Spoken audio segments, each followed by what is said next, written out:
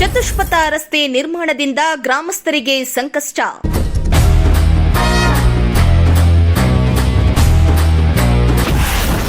ಸಿದ್ದಾಪುರ ಬಳಿ ಕೆಳ ಸೇತುವೆ ನಿರ್ಮಿಸದಿದ್ರೆ ಹೋರಾಟ.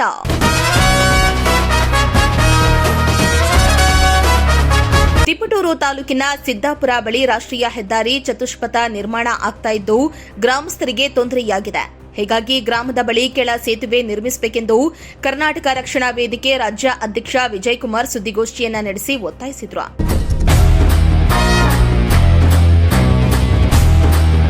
ಇನ್ನು ತಿಪಟೂರು ತಾಲೂಕಿನ ಸಿದ್ದಾಪುರ ಗ್ರಾಮದ 90% ಜನ ಹೊಲ, ತೋಟ, ಗದ್ದೆಗಳು ಹೆದ್ದಾರಿಯ ಇನ್ನೊಂದು ಬದಿಯಲ್ಲಿವೆ. ಪ್ರತಿದಿನ ಜಾನುವಾರು, ಆಡು, ಮೇಕೆಗಳೊಂದಿಗೆ ತಮ್ಮ ಜಮೀನಿಗೆ ಹೋಗಲು 2-3 ಕಿಲೋಮೀಟರ್ ನಡೆದು ಕೊನೆಹಳ್ಳಿ ಬಳಿ ಅಥವಾ ಬಿದರೆಗುಡಿ ಬಳಿ ಇರುವ ಅಂಡರ್ ಪಾಸ್ ಮೂಲಕ ಸಾಗಬೇಕು. ಇದರಿಂದ ತೊಂದರೆಯಾಗಿದೆ ಎಂದಿದ್ದಾರೆ. ಈ ಬಗ್ಗೆ ತಹಸೀಲ್ದಾರ್, ಉಪ ವಿಭಾಗಾಧಿಕಾರಿ ಸೇರಿದಂತೆ ಹೆದ್ದಾರಿ ಅಧಿಕಾರಿಗಳಿಗೆ ಸಾಕಷ್ಟು ಬಾರಿ ಮನವಿಯನ್ನ ಸಲ್ಲಿಸಿದ್ರೂ ಯಾವುದೇ ಪ್ರಯೋಜನ ಆಗಿಲ್ಲ. ರೈಲ್ವೆ ಖಾತೆ ರಾಜ್ಯ ಸಚಿವ ವಿ ಸೋಮಣ್ಣ ಅವರಿಗೂ ಮನವಿಯನ್ನ ಸಲ್ಲಿಸಲಾಗಿದ್ದು ಆಶ್ವಾಸನೆ ದೊರೆಯಿತಷ್ಟೇ. ಅಂಡರ್ ಪಾಸ್ ನಿರ್ಮಾಣ ಕೆಲಸ ಮಾತ್ರ ಕೈಗೆತ್ತಿಕೊಂಡಿಲ್ಲ. ಈಗಲೂ ಸ್ಪಂದಿಸದಿದ್ರೆ ಉಗ್ರ ಹೋರಾಟ ಮಾಡಲಾಗುವುದೆಂದು ಎಚ್ಚರಿಸಿದ್ದಾರೆ. ಈಗ ನಮಗೆ ಊರು ಈ ಕಡೆಯಿಂದ ಹೋಗ್ತಾ ಎಡಭಾಗದಲ್ಲಿ ಸಂಪೂರ್ಣ ಊರಿದ್ರೆ 90% ಜಮೀನುಗಳು ಆಚೆ ಬದಿ ಇದೆ, ರಸ್ತೆಯಿಂದ ಆಚೆ ಬದಿ ಇದೆ. ಹೂಗಳತೆ ದೂರಲ್ಲಿ ಇಲ್ಲಿ ನಿಂತು ನೋಡಿದ್ರೆ ನಮ್ಮ ಹೊಲ ತೋಟ ಕಾಣ್ತವೆ. ನಮ್ಮ ಹೊಲಕ್ಕೆ 100-200 ಮೀಟರ್ ದೂರಕ್ಕೆ ಸಾಗಬೇಕಾದಂಥ ಹೊಲ ತೋಟಗಳಿಗೆ ನಾವು ದನ, ಕರ, ಕುರಿ ಹಿಡ್ಕೊಂಡು ವಯಸ್ಸಾದವರು ಮನೆಯಲ್ಲಿ ಹೋಗಿ ರೈಲ್ವೆ ಸ್ಟೇಷನ್ ಹತ್ರ ನಾವು ಡಿವಿಷನ್ ಸುತ್ತಾಡ್ಕೊಂಡು ತೋಟಕ್ಕೆ ಹೋಗಿ ನಮ್ಮ ಕೆಲಸ ಕಾರ್ಯ ಮುಗಿಸ್ಕೊಂಡು ಬಿದ್ರೆಗುಡಿಗೆ ಬಂದು ಅಂಡರ್ ಪಾಸ್ ಬಳಸ್ಕೊಂಡು ಸಿದ್ದಾಪುರಕ್ಕೆ ಬರಬೇಕಾಗುತ್ತೆ. ಇದು 8 ಕಿಲೋಮೀಟರ್ ಅಷ್ಟು ನಾವು ಸುತ್ತಾಡಬೇಕಾದಂಥ ಪರಿಸ್ಥಿತಿ ನಿರ್ಮಾಣ ಆಗಿದೆ.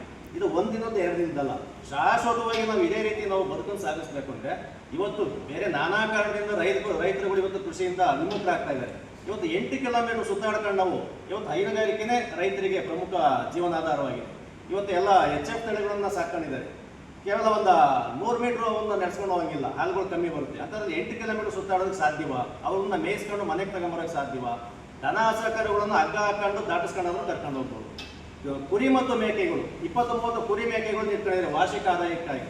ಆ ಕುರಿ ಮೇಕೆಗಳನ್ನ ಬಿಟ್ಕೊಂಡು ಹೊಡ್ಕೊಂಡು ಹೋಗ್ತಾರೆ. ಕ್ರೀಡಾಗಿ ಬರೋಂಥ ವೆಹಿಕಲ್ಗಳು, ಸಾವಿರಾರು ವೆಹಿಕಲ್ಗಳು ಬರ್ತಾ ಇರುತ್ತೆ. ಆ ನಮ್ಮ ಮಾಲಿಗೆ ರಕ್ಷಣೆ ಹೇಗೆ ಅಂತ ಹೇಳಿ ಸಂಬಂಧಪಟ್ಟಂಥ ಅಧಿಕಾರಿಗಳಿಗೆ ನಾವು ಅವಾಗ ತಾಕೀತು ಮಾಡ್ತಾ ಬಂದಾಗ ನಮ್ಗೆ ಯಾವುದೇ ಒಂದು ಫಲಪ್ರದವಾಗದೇ ಇದ್ದಂಥ ಸಂದರ್ಭದಲ್ಲಿ ತಾಲೂಕು ಆಡಳಿತನ ನಾವು ಮುಟ್ಟಬೇಕಾಯಿತು. AC ಅವರಿಗೆ, ತಾಲೂಕು ಉಪವಿಭಾಗಾಧಿಕಾರಿಗಳಿಗೆ 2022ರಿಂದಲೂ ಪತ್ರ ವ್ಯವಹಾರಗಳನ್ನು ಮಾಡ್ಕೊಂಡು ಬಂದಿದ್ವಿ. ನಮಗೆ ಸಮಸ್ಯೆ ಇದೆ ಅಂತೇಳಿ ಅವ್ರಿಗೆಲ್ಲ ಕೂಲಂಕುಷವಾಗಿ ಬಿಡಿಸಿ ಹೇಳ್ತಾ ಹೇಳಿ ಮಾಡ್ಕೊಂಡು ಬಂದಿದ್ದೀವಿ. 2023ರಲ್ಲಿ ಒಂದ್ಸಲಿ ಕೊಟ್ವಿ. ಹೊನ್ನಳ್ಳಿ ನಮ್ಮ ಸ್ಥಳೀಯ ಠಾಣಾಧಿಕಾರಿಗಳಿಗೂ ಕೊಟ್ವಿ.